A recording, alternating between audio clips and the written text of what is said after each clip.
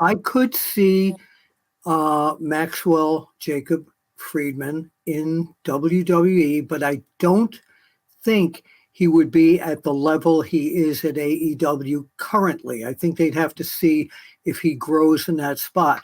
Cody was a natural to get into that spot. I don't know if MJF would be the same.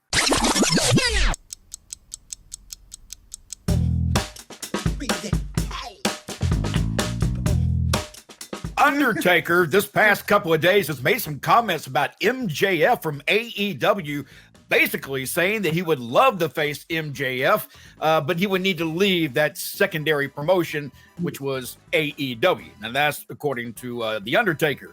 And MJF now with the opportunity to choose AEW or WWE in 2024, and a lot larger audiences with WWE than he's getting with AEW right now.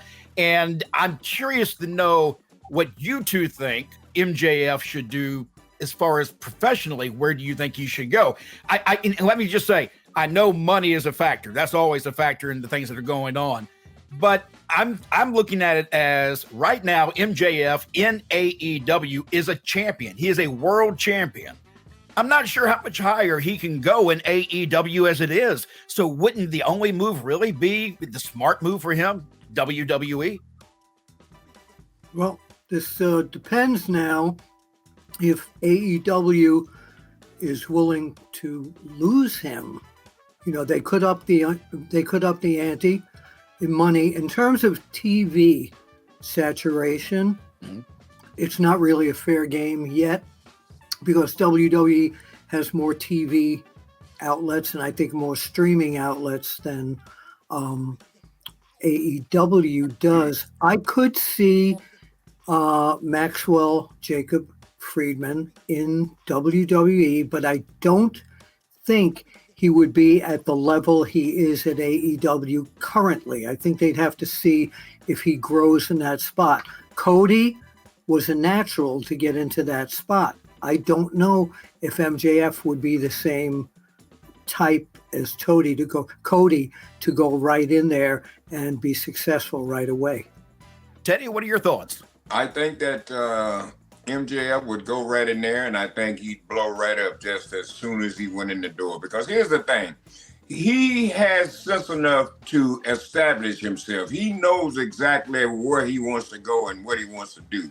And he's a real tough competitor in the ring. So he's really made a name for himself in AEW. And a lot of that stuff, his promos and stuff that he's done in the ring have been his own creation. Yeah. I don't believe some of that stuff was written. I believe some of that stuff was this guy being for real. For sure. And with a guy, you know, being for real like that, to be able to cut his own promos that make sense and promos that get over and make him the heel that he really is. He is a smart guy, and I think WWE would love to have him. I mean, you bring him right in. You got this guy LA Knight. You know, he's just waiting on somebody.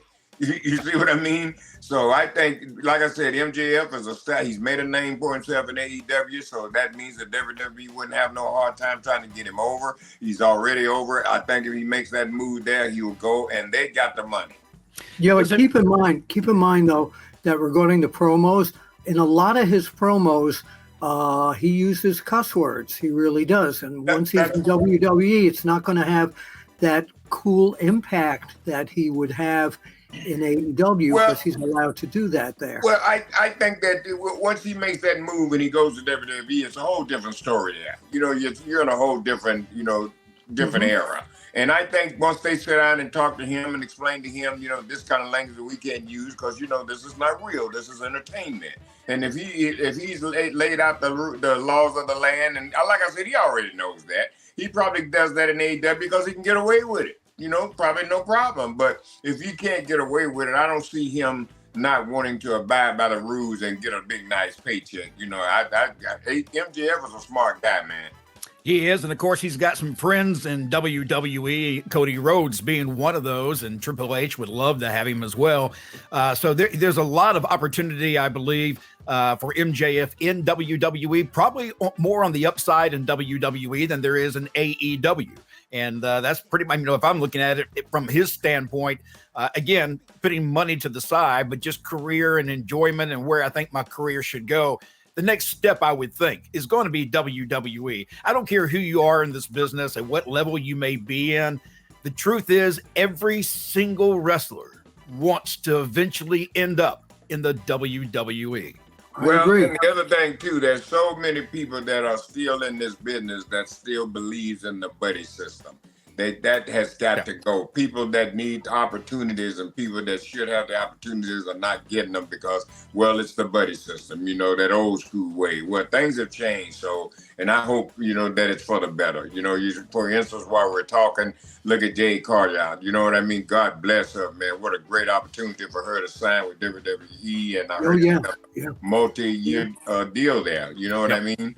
Well, if WWE saw that in her, why didn't AEW keep her? Why didn't they sign her to something like that? Because they didn't want to keep her. Now, I will say this, and this is not bash AEW. Again, I never wanted that to come across that way, but I did have frustration with how they used Jade because I always felt like Jade, and I think I said this last week, was like a special attraction. You really didn't get to see much of her, so she didn't ever really have a real purpose with AEW. There was no story. It was just she showed up, and that was it. Well, that's jealousy. And then because, there are people there that know what to do with her. Okay, people know, but like I said, it's that thing, man. She looked great. She's good on the mic. She come a long way in the ring in such a short time. She learned how to work, man. And she just shined. And a lot of people just, everybody now worried about somebody gonna take their spot. You ain't got no spot. You know what I mean? I don't understand. Well, remember her contract was ending, and I think a lot of the talent, for example, an MJF grew up in WWF, WWE territory. Mm-hmm. So that's where the long-range dream is to go. Most fans that become wrestlers that grew up in these various territories, there was no AEW back then.